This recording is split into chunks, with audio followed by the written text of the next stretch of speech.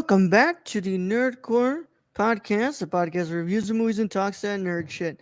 This is episode 482, and we are back again to for another review as we conclude our month looking at films directed by women. And we are looking at Mudbound. But as always, is the Nerd Chicano here to host the show alongside my wonderful co-host, Young Yoda. Mud butt. But my butt, my Mud butt. butt. Yeah. Um. Happy Monday, everybody. Happy Monday indeed. Hope everyone's Ooh, having a thank good you, day. Aiden. What did you say? Proud to Oh. present. Hi, Kylie. Thank you, too. Oh no, you're too handsome, fellas. Nice guy. Hey, Oh man. mud butt. But yes, happy Monday to everybody. Hope everyone's having a wonderful day. Whenever you're listening to this, whether it's live or you're watching it on video days later, or you're listening to it on a podcast replay days later. Either way, I hope you're having a good time whenever this finds you. And yeah, before we get into all of it, you already know what I got to do here. Brad, what's up? How you doing? Doing okay, doing okay. How you doing, Raul? I'm doing all right too. What's it called? Writing day. Uh, Yeah. wrote the next piece, and then I filmed a video, and then after this is done, I got to edit that video. So yeah, it's a it's been a long content Hey, day, productive day. productive content day. Yeah, yeah. I just went to Watched, work. yeah, I watched half of Mudbound yesterday and watched half of it today. So I actually managed to finish it yesterday. yeah, I finished like right as when I took my meds. So I'm like, I'm not going to be able to give this the proper attention it deserves after Yeah. my meds kick in. So I'm like, I'm just gonna leave half of it done, and I'm like, okay, I have like less than an hour now. I'm like, okay, cool. I'll watch the rest tomorrow. It's a great day at work when no one dies. Yeah, That's what we strive for at the end of the day. Everyone goes home. exactly. But yeah, I just been writing a bunch today, and wrote a good amount for my next piece, and then I filmed it. I need to edit now, but By the way, I know that was out oof, of context, but I was talking about Kylie's. yeah, good Yeah. day at work. No one. Yeah. That's good. That is very good. That is very good. But yeah, thank you, Kylie. But yeah, man, we're gonna be concluding the month today, and then we're gonna go ahead and look at what we're gonna do next week.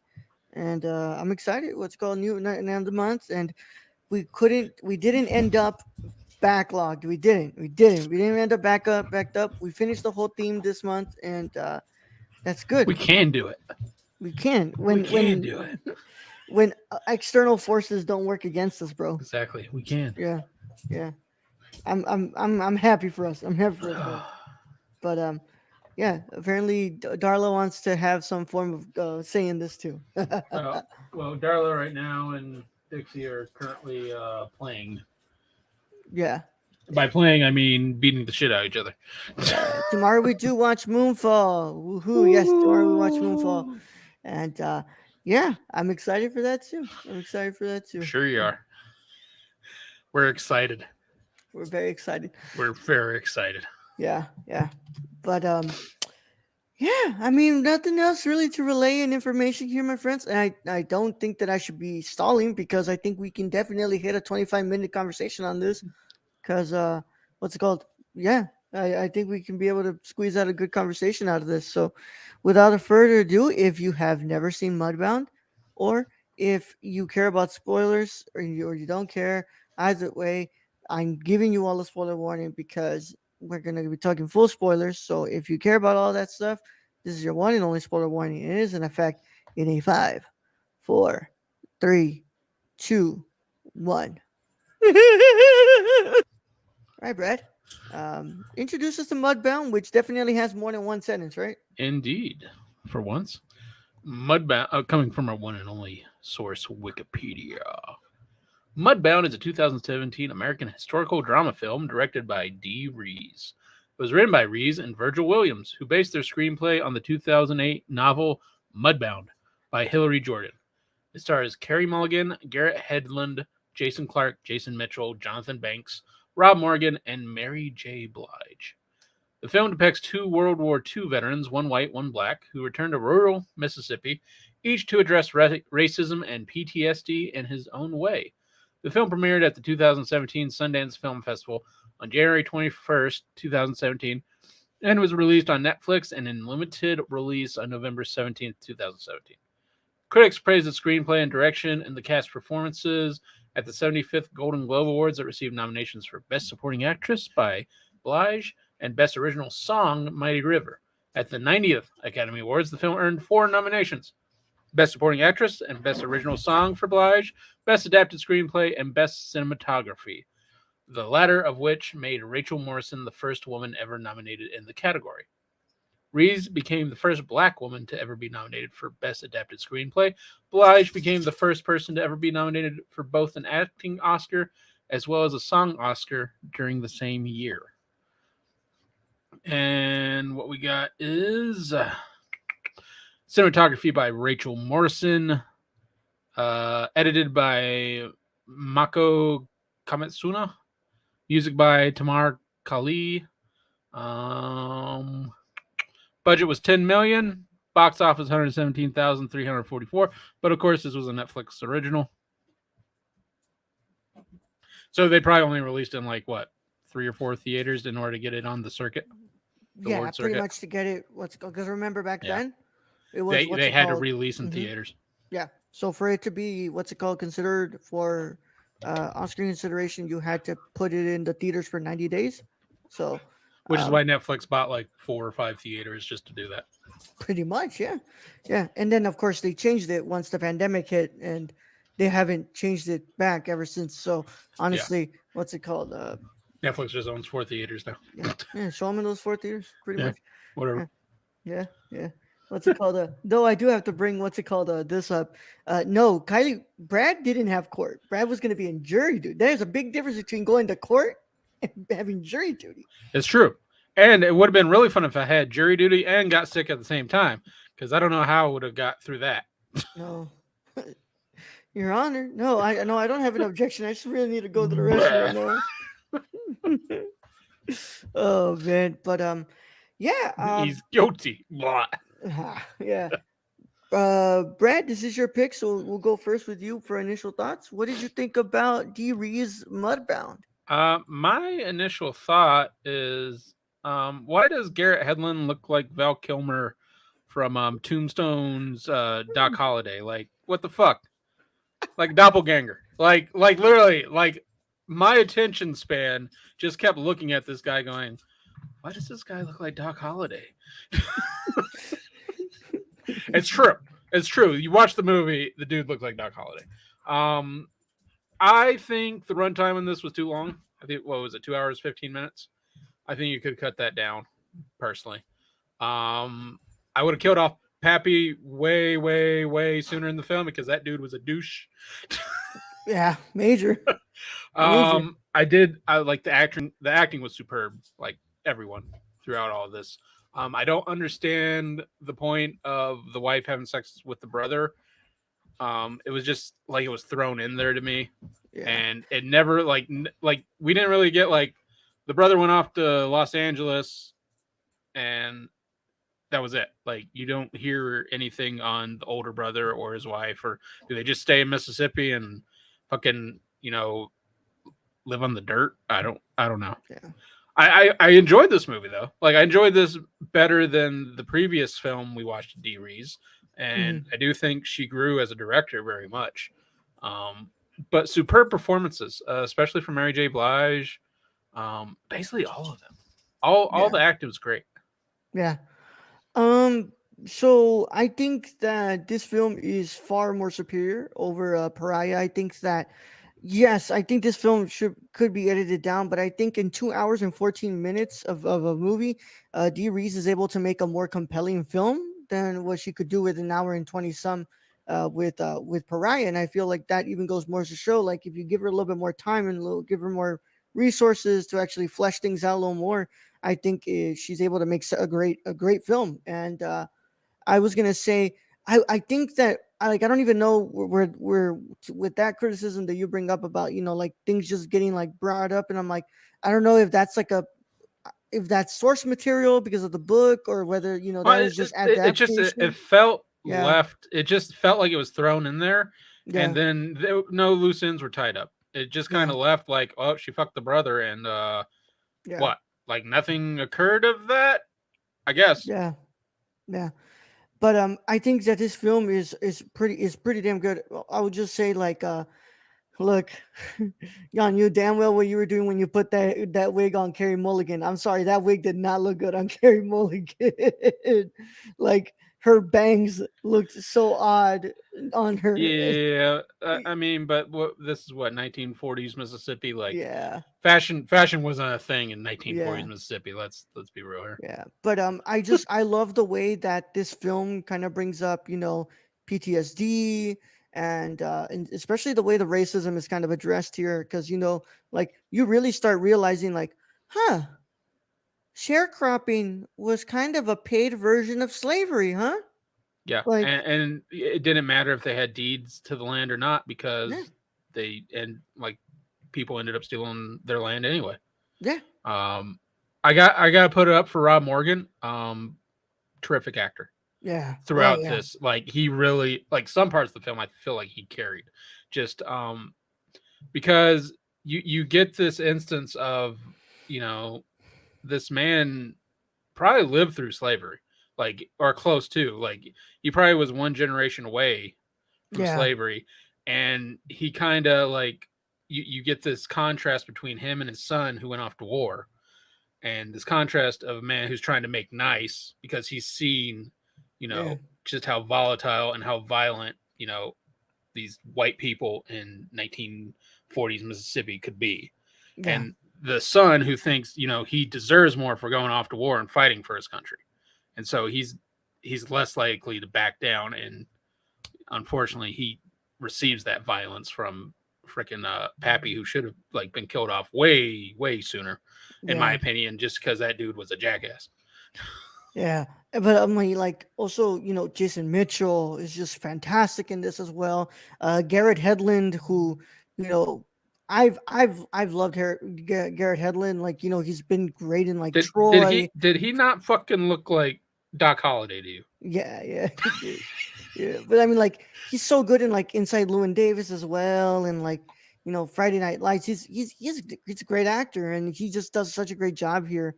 And I love how like Dee Reeves kind of contrasts like both of Jason Mitchell's and Garrett Hedlund's characters like PTSD, and how like you know even And they though kind of they form a bond mm-hmm, throughout that film, which was really cool. I yeah, do think Jason Clark, the older brother Henry, he brings this perspective of he's he's stuck. That's yeah, basically he's stuck in the mud because yeah, he's stuck in between a world where he was raised up to you know see African Americans as lesser than him, but also he's trying to get help from them. So mm-hmm, he's literally like you know he's kind of a bastard yeah, also, but yeah, I don't know. I just love how just the just this light is shown on this racism throughout this film and just the different perspectives you get. yeah. And also just like also uh Jason Clark is so good at portraying this character, and also just Jason Clark is a wonderful actor, and not everybody gives Jason Clark his like his dues, because he truly does. He won't turn you in like the greatest performance of all time, but in this film he turns you in a Really good, pretty damn really good good. performance. Yeah. And I think that everybody here, performances all around, are just doing a wonderful job. And hell, even Mary J. Blige, man, Mary J. Blige does a great Oh, job she. as the mom. Yeah. Like I didn't realize I was Mary J. Blige until I read it. Yeah, well, it's because we're so used to seeing Mary J. Blige with the Yeah, with the with the blonde like hair. the blonde hair and like Hmm. fur coat, or all glamored up and stuff. Like, Yeah, so I didn't even realize that was Mary J. Blige. yeah, but I love to see Mary J. Blige in this. Rachel Morrison's cinematography, it's not the craziest looking, like the greatest looking, but it is very precise, and it's I very detailed to that era. I And you can, feel I feel like this is called Mudbound, and you could see like all the dirt on yep, everything in this film. mm-hmm. Yeah, Rachel Morrison is nowhere near being scared to dirty up the frame, because it looks so accurate to there. And of course, Brandon, somebody who has lived in Mississippi, you probably know, like, yeah, that's kind of how Mississippi looks. Parts of it, like Mm-hmm. northern Mississippi. Yeah, I I mean it's just mud. Mud. Honestly, a lot of it. Yeah, Yeah. I mean Louisiana, same thing. Like it's about that dirty. Yeah, yeah, and I just, of course, I mean, what's it called? Congrats to Jason Mitchell. Just not Jason Mitchell. I'm sorry. What's it called? Jonathan Banks, who portrays what's it called, Pap, because It makes me hate Pap, every minute of him. every minute of him, I Every fucking hated minute that of man. him, I just wanted to end him. Yeah, but remember, like, and I think that that's what D. Reeves does so well here, reminding us that these old heads, even though they are like literally on their dying breath, they still have so much power in this time. And it's why, you know, time hasn't been able to progress as well in that era because, So what you're saying is we need to take a pillow to all the old people. well, yeah, I did find that moment so badass though when he's like, constantly Hey, I'm waking telling, you. Yeah, I'm waking you up so we can. so I can look you in the eye, like, Yeah, like you wow. said, motherfucker. Yeah. Yeah, but that's what I'm telling you, man. What's it called? He does a great job, but like, God, that scene was, and I love how, like, after that is when, Jamie's like, I couldn't help him, like, there was way too many, and he's just kind of like all broken up because of that, and Well, and he was the one that had to tell them like what act of yeah, violence to do on him. yeah, And he honestly, I would have chose the tongue too if I was forced, because I mean, any choice was a bad choice. yeah.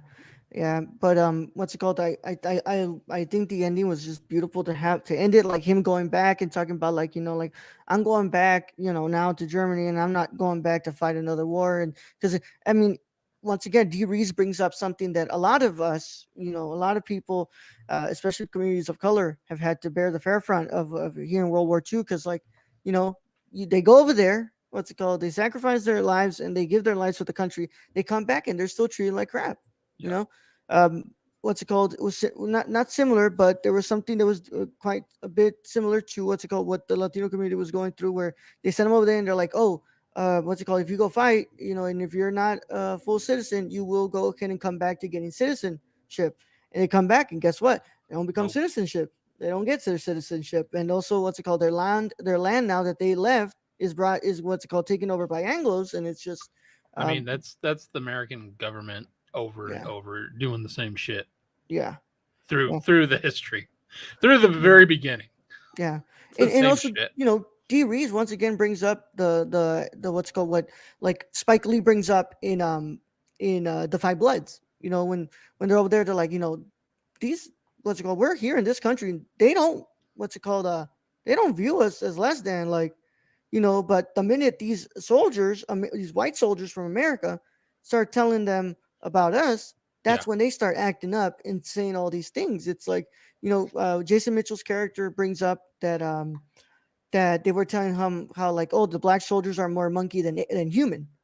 And then what's it called? That's why, what's it called? That girl slaps him in the butt, and it's like, you know, none of them know these things, and they don't actually believe in the things that what's it called, American soldiers are coming and teaching them, but what's it called, they're being taught by them. And yeah, it goes to show again, like, not every country is similar to America, especially at this time. It's like, it's not similar to the way that America views what's it called, communities of color. yeah. Yeah. Stacy says, don't forget Tron Legacy, having to act against whatever Disney CGI had done to Jeff Bridges to look took a lot of talent. Yeah, exactly. He's Damn. in Tron Legacy as well. But yeah, I think that just there's so much precision and so much patience in here. I do wish that, the pacing was a bit better, because that first half is really clunky. It's also edited really jarring. It's like the editing is so jarring. I Uh I just like that's was the pacing in this is just in some areas it's slow. yeah. It's not like Pariah slow though. Like Mm. it's not Pariah slow. Like D Rees has demonstrated like they have gotten so much progressively better Mhm. um through the years. But yeah, it's just that and not tying up some of these loose ends, which you might be right. It might be the way the book is. Source material, yeah. Which Which, but it just leaves me wondering. Okay, why did the wife have the sex with the brother if the brother's just gonna go ahead and just fuck off anyway? I mean, it doesn't like it doesn't let you know what happens to Henry and his family, which not as important, but at the same time, like it leaves some loose ends that wouldn't have minded being like, okay, yeah, she went with him to Los Angeles, or like they never spoke of it again. mm-hmm. Yeah. Well, either way, what's it called? I think we could say that this was a massive improvement, and there's a lot of promise in here, and there's a lot of stuff that like she does really good. There's some stuff that needs improvement, and it's what's it called? Not as good as you would think, but Oh, but it's a vast improvement. can we say that prayer at the end by Oh Rob yeah, Morgan was the oh biggest fuck you? oh yeah, yeah, yeah. That verse was the biggest fuck you, and yeah, I love Rob Morgan in this film. I really do think that Rob Morgan deserved better. What's it called in that He race should have in got that year? he should Yeah, have got like best supporting actor or best something. supporting actor. Yeah, because just when Jason Mitchell comes back and everybody's like saying hi and bringing all these things up, and he's just like, you know, let him come and say hi. What's it called? Come and say hi to his father, and just Rob Morgan breaks down, and I'm like, fuck, you're doing a great job here, like such a good job. Well, and just moments throughout this film is just Rob Morgan's performance and just some of his dialogue, like when he breaks his leg and his wife Yeah. is having to do the work, and you just can tell he feels just like So bad, so yeah. useless. He just feels Mhm. so useless, and he tries to get back on his leg. He breaks it fucking again, and it's just like Yeah. ah. Yeah. But oh god, I think that just Rob Morgan is really one of the biggest standouts in this movie. He's so good in this movie. And yeah, Brad, what are you gonna go ahead and give not Pariah, I'm sorry, Mudbound? I think I'm going to go ahead and give Mudbound a solid 8 out of 10. Yeah, I'm pretty much there with you too. I'm giving Mudbound an 8 out of 10. I actually had started like a quarter of this way long ago. Let's go when I first moved into my first apartment on school in school Yeah, in Houston, and I never got to finish it. And my dad actually was watching with me, and he was liking it. We just had to never get this finished it. stuff. They were doing stuff, and we never finished it. So I'm glad that I finally finished it. It's Now, been one of those films that I've seen on Netflix that I've been wanting to watch for so long, just because the mhm, look of it, and I'm glad we finally got to it. yeah, me too. And of course, if you want to see the actual conclusion to Women Directors Month, go ahead and stick with us on Thursday on the Patreon at the $2 tier and above. For $2 a month, you get an exclusive monthly review. And this monthly review to conclude this month will be Portrait of a Lady on Fire from director Celine Sciamma. And that film is available on Hulu for anybody who wants to watch it as Hulu. well. So go over there to our Patreon, patreon.com/nerdcore to go ahead and help us out there. But as always, I want to thank everybody who is in the chat with us, who is talking to us, Aiden, Kylie, and Stacy. Thank you so much for sticking around while we were reviewing this film. And as always, we want to thank our Patreon supporters because our Patreon supporters make all of this possible. They make everything on the feed possible. So I want to thank you all so much for being the wonderful people that you are. And of course, we want to thank our executive producer, Shane. Where can they find him? You can find our friend Shane at twitch.tv/XSRK or on Twitter at XSRK underscore. And don't mind the two hooligans in the back. And as always, we want to thank our writers as well, our wonderful Tony Hey, Tony. at Real Nerdy Dan on Twitter. Tony, I have no idea what you're going to pick, and I am so scared to what to go find out. But you have been supporting us, and we thank you all so much. Thank you so much for that. And of course, our wonderful Kylie. Kylie, make sure you check out our commentary tomorrow live at 8:30 p.m. For Moonfall as we do our Moonfall. next film that Kylie wants us to do. And of course, you can follow Kylie at Kylie PLI on Twitter and at Kylie P Sports 90 on Instagram. And of course, thank you all so much. We will see you all tomorrow for our Moonfall commentary. And then on Wednesday and Thursday, we'll be on Patreon for some wonderful stuff there. And then you'll have to wait until Friday to see our faces on the public sphere as we talk about Moon Knight episode 5. But in the meantime, it's been a lot of fun. Brad, send him out. Right, Raul. Thank you for being host as always. Thank you to all those who joined us in chat today. Thank you to all our listeners out there, all our Patreon supporters. We appreciate each and every one of you. And in this episode, I'm just going to get on a campaign to get Garrett Hedlund as the next Doc Holliday in a Tombstone remake. That's all I got. Young Yoda out.